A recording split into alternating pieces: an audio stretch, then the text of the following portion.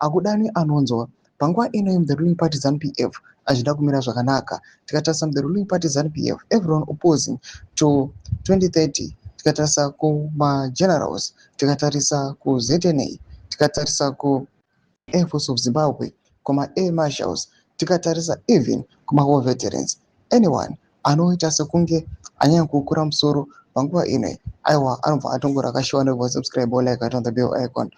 At this time tine panguva ino ma recent series of deaths panguva ino akashamisa veruzhinji. Panguva ino tikuona kuti people they have created and compiled a series of deaths which occurred within 1 month. Zvatakaona kuti the ruling party ZANU-PF yakaenda Heroes Acre mawiki akaterekedzana, and at some point kanova kunzi vakatomboenda kaviri in the same month. Panguva ino tinoverenga panguva ino the ZANU-PF patriotism means Comrade Victor Matima Danda dies. With the deep sorrow we mourn the passing of Comrade Matima Danda, a gallant son of Zimbabwe who was a tapestry of sacrifice, service, and unwavering patriotism. Born on 3 March 1960 in Gokwe, Victor Matima Danda answered the call.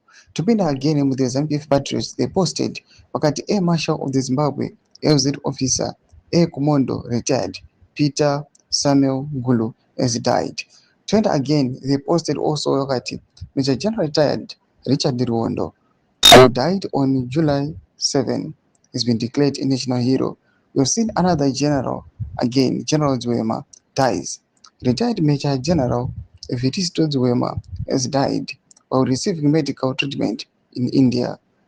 A distinguished former military officer and a senior civil servant. What developments are kuda panguva ine ari kunzi generals, you must stay warned. Kuda kuti panguva ine mapinda in attack, panapa mapinda a virus. Iri kuonekwa kunzi iri kuuya panguva ine ichiataka vakomana, anyone who pose or anongostenda is their threat. Kuna kuma section medu zafungira aim out kudipa pamusoro pechitiko ichi. So subscribe or like, or join on the bell icon.